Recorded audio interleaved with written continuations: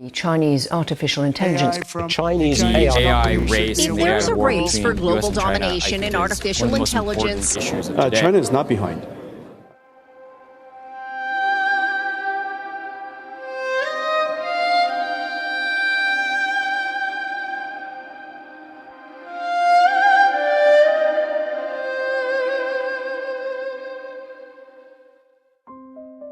While US tech companies race to build sentient artificial intelligence, the Chinese government has already created a mind with the potential to shatter societies. Deep within the mountains of southern China, a top-secret lab hosts an AI smarter and more capable than any human. But the fate of this perfect mind lies within the hands of Chen Bai, a human, just as flawed as the rest of his species. Here's a sneak peek at the first chapter of the audiobook for Red Heart, a speculative thriller novel by Max Harms, coming this November. Chapter 1. Algorithms noticed Chen Bai the moment he entered Terminal 3. Infrared eyes tracked him against a backdrop of cool terrazzo floor. His 34-degree temperature, normal for a facial reading, was logged in the standardized health screening database, one of thousands of routine entries that morning at Beijing Capital International. The cameras continued to track his movements as he made his way toward customs, waiting for the opportunity to tie their data to his identity. 7 years had transformed both Bai and his homeland, though China's changes were more visible. The sleek terminal felt more like a laboratory now, sanitized and seamless, with little of the chaos he remembered from his departure right after graduating from high school in 2016. He adjusted his mask and pulled out his Chinese passport, along with a thick stack of documents, transcripts from Berkeley, his Stanford doctoral admission paperwork, the official termination of his F1 visa, and finally, the vital invitation from Huayang Cybersecurity. Huayang's interviews and coding challenges back in California had been brutal, even with all the help he'd been given. He'd spent years focusing on artificial intelligence, though that hardly made him unique. AI seemed to be the only thing anyone in Silicon Valley thought about. Still, he hadn't expected the opportunity to return to China to come so soon. He'd been tipped off that the job was in AI alignment, giving him the opportunity to repackage himself as a specialist. His work at Stanford had been focused on teaching AIs to use tools, but it was a close enough fit that he'd mainly been able to focus on leveling up his understanding of the subfield in the days before the interview to the point of being able to bullshit like a pro. The forged research paper had helped. Experimental validation of corrigibility in simple agents, carefully backdated to last year. The customs line oozed forward at an uneven tempo. Bai watched as the travelers ahead of him stepped into sleek glass booths and revealed their faces and paperwork to the machines. A young mother with 2 children sailed through. An elderly businessman followed. Then a European tourist. Each validation took less than 30 seconds, after which they were either done, in the case of citizens, or on to discuss their entry visa with a human clerk. When Bai's turn came, he stepped forward, projecting confidence. The glass door whispered shut behind him. He placed his passport on the scanner, took off his N95 and looked straight ahead, as instructed. A soft blue light washed over his face. 1 second passed. 2. 3. He kept his breathing deliberately slow and tried to ignore the transparent walls pressing in on all sides. The light turned yellow. 请留在隔间内. A computerized voice announced, then repeated in English. Please remain in the booth. 工作人员很快会来协助您. An officer will assist you shortly. Bai's pulse quickened, but he kept his expression neutral and put his mask back on. Through the glass, he could see other travelers continuing to process through adjacent booths. No one paid him much attention. He counted his breaths and reflected on the image of Lake Tahoe that he'd spent hours burning into his mind's eye. A uniformed officer appeared on breath 31, expression unreadable behind his mask, and gestured for Bai to follow. Is something wrong with my passport? Asked Bai, trying to seem casual. His tongue felt heavy in his mouth. Despite some time spent deliberately practicing, he hadn't actually spoken that much Mandarin in America, and the words felt clumsy and childish. The crowd parted before them as they threaded through the airport, all eyes carefully averted. The officer's only response was a cryptic, "Please cooperate with the process," as he led Bai down a sterile corridor past a series of numbered doors. They stopped at Detention Room 206. 2 more officers waited inside.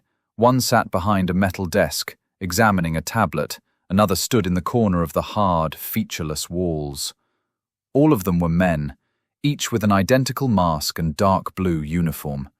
A dark glass hemisphere in one corner of the room obscured a camera.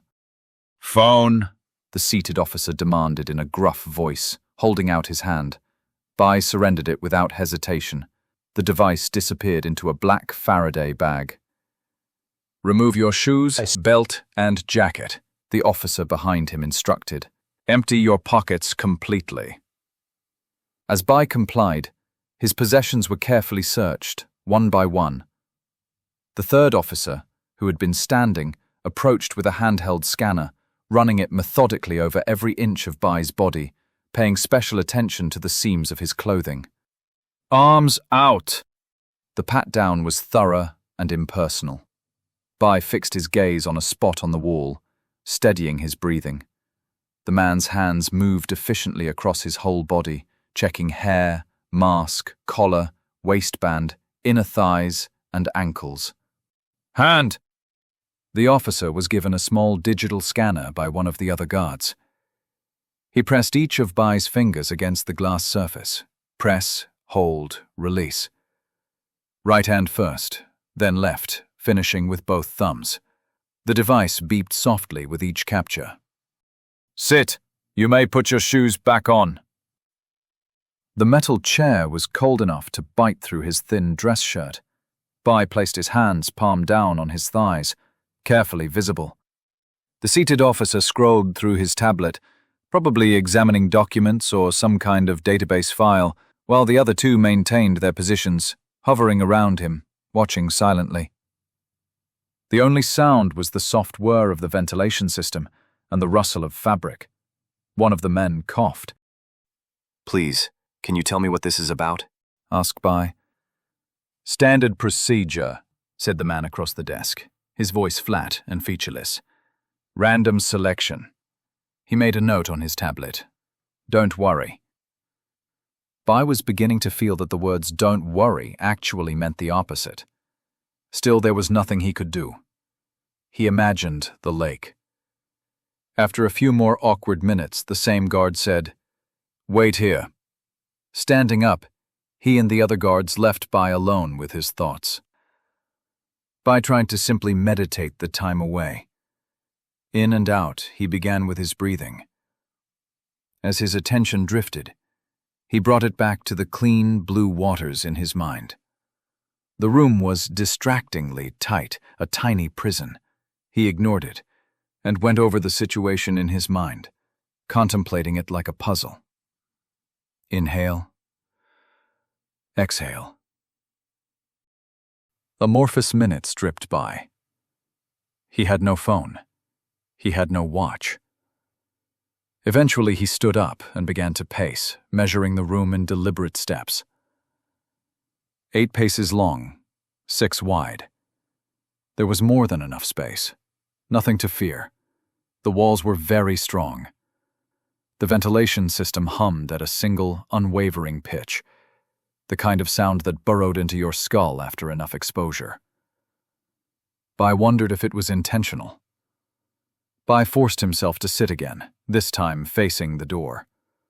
The chair creaked under his weight, the sound harsh in the quiet. His mind kept circling back to wonder what he must have triggered, what had flagged him. He caught himself and tried to bludgeon his anxious mind back into seeing the lake. The door opened after what felt like an eternity. A small, old man entered with the air of a servant who was good at his job. He wore a perfectly tailored charcoal suit, the kind of wealth that needed no announcement, with only a simple wristwatch for jewelry. His face was unmasked, despite the setting, and deeply lined. His eyes crinkled with what appeared to be genuine warmth as he met Bai's gaze. A shock of white hair swept back from his forehead in elegant waves, and he moved with the careful precision of age. There was nothing frail about him. I am Zhao Liang, the old man said, his Beijing accent crisp and refined. Please forgive this unfortunate way of welcoming you. Sometimes our system can be a bit too enthusiastic. He smiled, the expression carefully measured. I work with Huayang and was planning on meeting you after you'd cleared security. My apologies for not learning of the error sooner. Bai stood, unsure exactly how to respond. Thank you, Mr. Zhao. I wasn't expecting... No need to thank me. You'll find that Huayang people take care of their own. And now you're one of us, right? Zhao turned and addressed the officer in the hallway who had followed him. I trust everything is arranged properly now. We can exit? The officer nodded stiffly. Almost. Unfortunately, regulations require that we complete our inspection of Mr. Chun's device, for security purposes. Of course, of course. Zhao's tone was understanding, but his eyes hardened slightly. He produced a business card, thick cream stock with elegant metallic characters, and handed it to the officer. You can have the phone delivered to this address as soon as possible. The officer studied the card, then made a show of entering something into his tablet. That should be acceptable, though it may take several days to process everything and make the transfer. I'm sure it won't, Zhao said pleasantly. He checked his watch. Now, Mr. Chen, we should be going. The president of Huayang is expecting us for dinner at 7, and Beijing traffic can be unpredictable these days. Do you have bags? They're being shipped. I like to travel light. Bai had to jog a little to catch up to the older man, who had already begun to lead the way out of the security labyrinth and toward the main terminal. It was a joy to simply be out of the room. They passed the checkpoints without incident. He knew he was supposed to be grateful for the rescue, but he couldn't quite shake the feeling that something was still off. You said I'm going to be meeting the company president? Zhao kept walking. Perhaps he hadn't heard Bai. As the two men made it back to the airport proper, Bai squinted a bit at the afternoon sun that shot through the large airport windows. Long shadows hung across their path as they wove around groups of travelers. A family passed by speaking rapid-fire Sichuanese, the mother chiding her child with a typical Dujiangyan lilt, and Bai felt a sudden weird pang of homesickness for a place he'd never expected to miss. Zhao led the way, not to the standard parking, but through a door to a VIP lounge, then through a guarded, unmarked hallway. I hope your flight was good at least, said the old man informally. Oh yeah, it was fine, said Bai, matching. And I'm grateful for the warm welcome, despite the misunderstanding at customs. In America, these things can drag on for hours. Indeed. Zhao's eyes crinkled with what might have been genuine amusement. Tell me about your time there. It was educational, said Bai, trying to draw the conversation in a way he'd prepared for. Americans have many admirable qualities, but they can also be obsessively fixated on both freedom and paperwork. Oh, how so? Well, began Bai, pretending to be searching his memory. There was this time at Berkeley, shortly after I enrolled. It was 2017, and we were all in lockdown, but still able to do coursework online, of course. He cleared his throat as they dodged a group of businessmen, or perhaps pilots, coming down the hall in the opposite direction. They spent an entire semester redesigning the computer science curriculum just because some students claimed it was discriminatory to use programming tools that were basically only available in English, like IDEs and so on. So they bent over backwards to let students pick their own tools instead of having a uniform standard. And the result? The courses got notably worse. Zhao gave a polite chuckle. My parents. Bai gestured vaguely as he went on. They wanted me to go to Tsinghua. They were worried that I would be tempted by the American way of life and forget the importance of respect, of knowing one's place. But I feel my experience was the exact opposite. He was pleased that his fluency in his native tongue seemed to be returning. It's good to be home. They passed through another set of security doors, these ones opening soundlessly at Zhao's approach. The VIP corridor was basically empty, save for a remarkable number of potted plants. The click of their shoes on the marble echoed off walls decorated with elegant calligraphy, mostly snippets from classical poems or other famous texts. Bai recognized, "Yu du huang he bing sai chuan." I wish to cross the Yellow River, but the ice blocks the way. He wondered if it was meant to be ironic, given the location. You know, Zhao said, it's refreshing to meet someone young who truly understands the importance of order. So many of our little sea turtles return from abroad with, shall we say, complicated perspectives. He stopped walking when they arrived at an escalator and turned to watch Bai with dark eyes. But you seem to have maintained admirable clarity. Bai chose his words carefully. The West has its strengths, but sometimes seeing another system up close helps you appreciate your own more deeply. He gestured at the immaculate corridor. Consider the airport. Organized, efficient, purposeful. In San Francisco, half the escalators are broken, and you have to hopscotch over homeless people sleeping on the subway platforms. Zhao smiled. You have a way with words, Mr. Chen. I think you'll fit in very well here. He got off the escalator and stopped at a final set of doors, resting his hand on the handle. Very well indeed.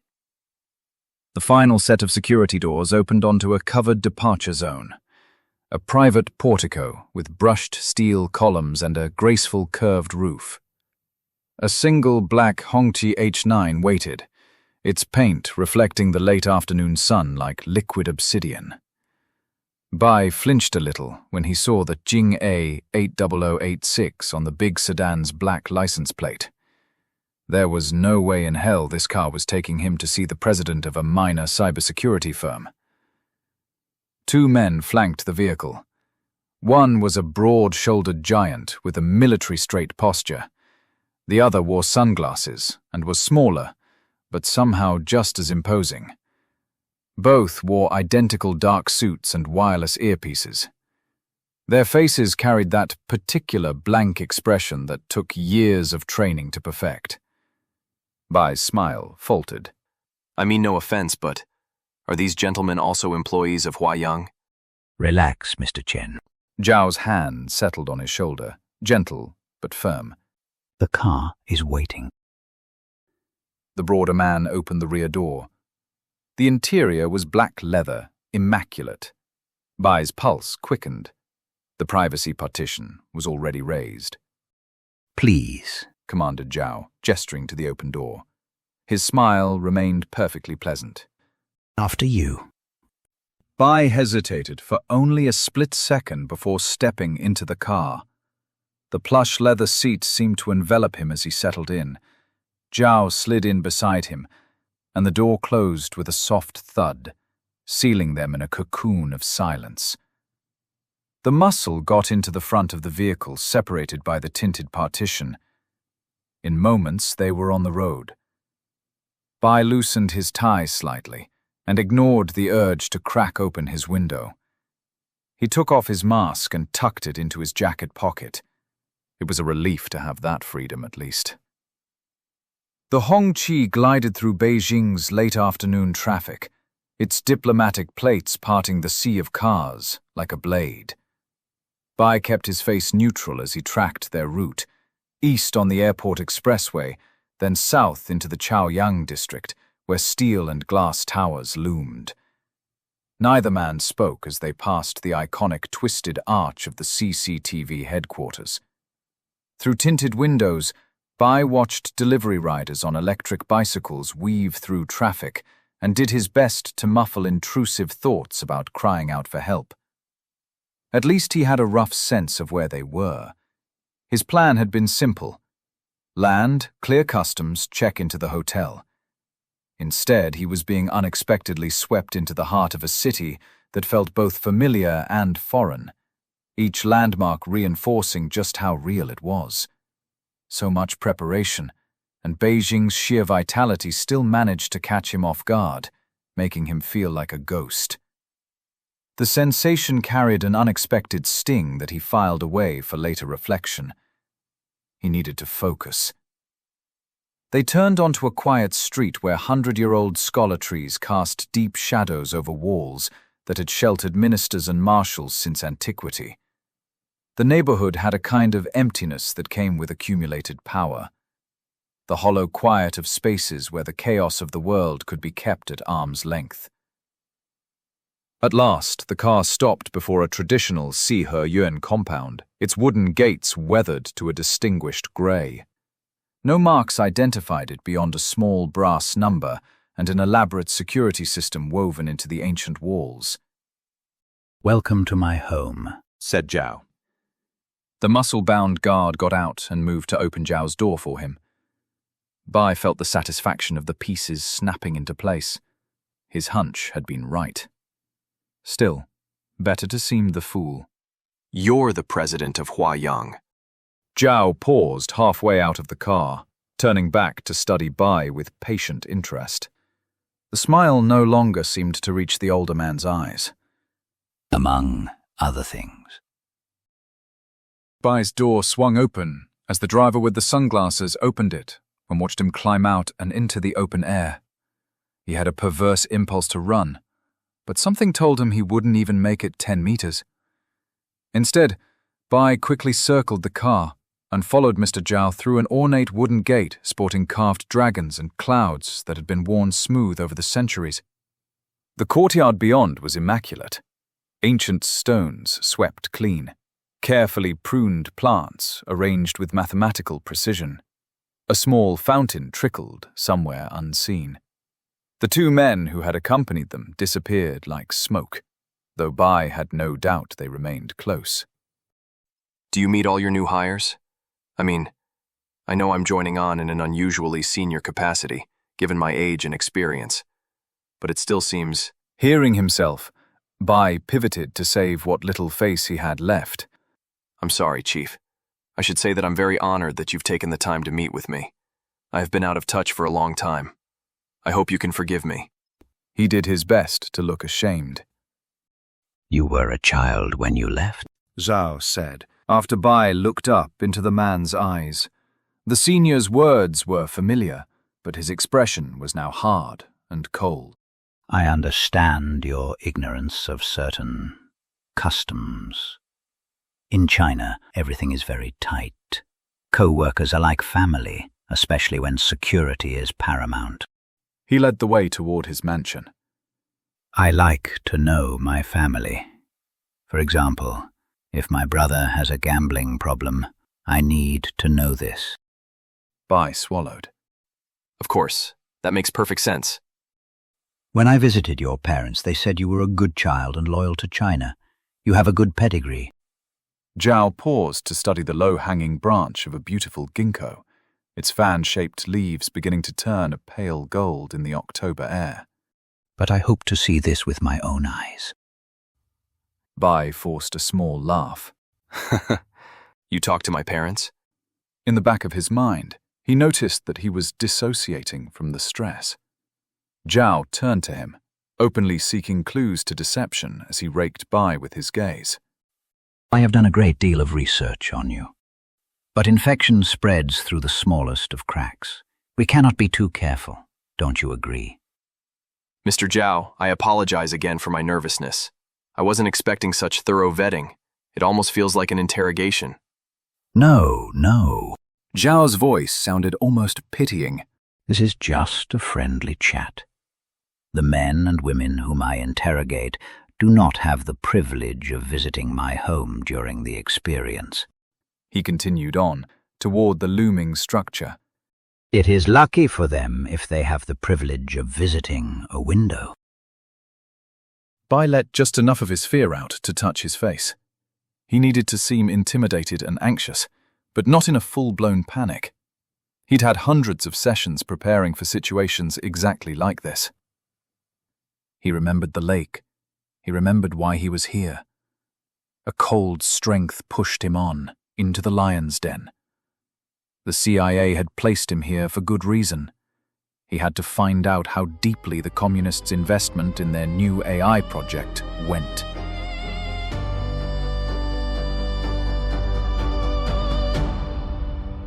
We hope you enjoyed this preview of Red Heart by Max Harms. Red Heart releases on November 3rd, 2025, and the full-cast audiobook edition will follow shortly after. Red Heart is now available for pre-order in ebook and paperback formats. Order your copy today on Amazon, bookshop.org, Barnes & Noble, or any other major book retailer.